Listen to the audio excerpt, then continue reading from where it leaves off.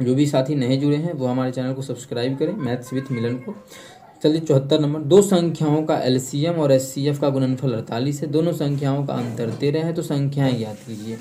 अब बहुत सारा तरीका है कि दोनों को गुना करते हैं, इसका एलसीएम और एचसीएफ वो गुना कर देते हैं। इसके एलसीएम और एचसीएफ को जब गुना करते हैं तो इसका जो गुणनफल आएगा वो 48 आएगा। क्वेश्चन में बोला है कि इस दोनों संख्याओं का अंतर मतलब a माइनस बी का अंतर जो है वो 13 है। सबसे पहला बात कल ही आप लोगों को समझाए हैं कि एक एचसीएफ वैसा नंबर होता है जो सभी जगह आता है। कहाँ पे? सभी जगह। कहने का अर्थ ये हुआ मेरा कि एचसीएफ और एलसीएम को गुना करेंगे उसमें भी आएगा, दोनों संख्याओं को घटाएंगे उसमें भी आएगा, दोनों संख्याओं को गुना करेंगे उसमें भी आएगा, सभी चीज़ में एचसीएफ आएगा। मतलब कॉमन जो होगा वही एचसीएफ होगा। अगर हम एचसीएफ ही बोले डायरेक्ट एचसीएफ बोलना चाहें तो इस दोनों में क्या कॉमन आप लोगों को दिख रहा है? कॉमन कुछ भी नहीं है। इसका मतलब है कि एचसीएफ एक आएगा। कुछ नहीं का मतलब एक तो आएगा ही, एक। अब इसका भी एचसीएफ एक है, इसका भी एचसीएफ एक है, इसका भी एक है, इसका भी एक है, चारों ऑप्शन का एचसीएफ एक है। तो यहाँ तो हम नहीं निकाल पाए, तो हम अब दूसरा पेज लगाएंगे। हमें अब दूसरा खेल खेलना है।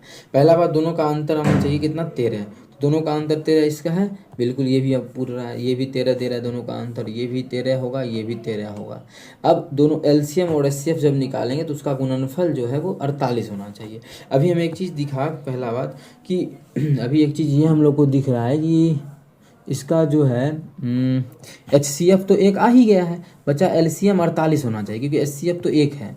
ठीक है, तो 48 ये नहीं होगा, ये नहीं होगा, ये नहीं होगा, एक ही ऑप्शन डी हमारा 48 दे रहा है। तो हमारा बिल्कुल ऑप्शन डी बिल्कुल करेक्ट हो जाएगा।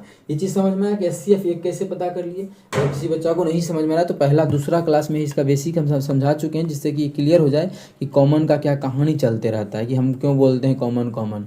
ठीक है, ये चीज़ ध्यान रहे। अगर इसको बेसिक से बनाने लगे तो काफ़ी टाइम बर्बाद होगा, जो कि नहीं करना है। ऑप्शन के थ्रू चलना है। ऑप्शन में भी एचसीएफ तो पता चल ही गया, वो कैसे? तो हम कुछ समझाना चाहते हैं। जैसे दो संख्या ए और बी है, कोई मानो बोल दिया तुम्हें कि दो संख्या ए और बी है, इसका अनुपात भाई तुमको हम दे देते हैं एक्स और बाई एक्स बाई नहीं, पी क्यू दे देते हैं, मान लेते हैं पी और क्यू। ठीक है, तो अब अनुपात दिया हुआ है तो संख्या मान लेते हैं एक्स और एक्स। तो तुम खुद देखो कि एचसीएफ कितना हो रहा है, एचसीएफ हमारा एक्स हो रहा है। अगर तुम बोलना चाहते हो एलसीएम, तो एलसीएम क्या हो जाएगा? एलसीएम पी क्यू तो होगा ही होगा, एक्स भी होगा, क्योंकि जो दोनों में मिल रहा है वो भी लेते हैं। अब तुम यहाँ से कुछ भी निकालो उसमें एक्स आएगा। अगर तुम चाहते हो दोनों संख्याओं का अंतर मतलब ए माइनस बी लेने के लिए, तो ए माइनस बी क्या होगा? वो भी हमारा होगा पी एक्स। दोनों में दोनों घटाएंगे तो एक्स कॉमन ले लेते हैं अभी, तो एक्स कॉमन लेंगे तो आएगा पी माइनस क्यू। जोड़ेंगे तो भी आएगा x into p plus q. गुना करेंगे फिर भी आएगा एक्स स्क्वायर पी क्यू। इस एलसीएम एचसीएफ को गुना करेंगे फिर भी आएगा एक्स स्क्वायर पी क्यू। तो हर एक कंडीशन में एक्स आ रहा है, इसका मतलब अगर कॉमन होगा तो वो एचसीएफ ही होगा। तो दोनों में कुछ भी कॉमन नहीं था तो कॉमन तो एक हो गया, तो एचसीएफ खत्म। एलसीएम का मान 48, ऑप्शन डी दे रहा है, तो ऑप्शन डी बिल्कुल करेक्ट होगा। अच्छा लेवल का क्वेश्चन नहीं है ये, लेकिन आप लोग अगर फंसते हैं तो अच्छा लेवल का कहला जाएगा। ठीक है, तो चलते हैं क्वेश्चन हम लोग चलते हैं।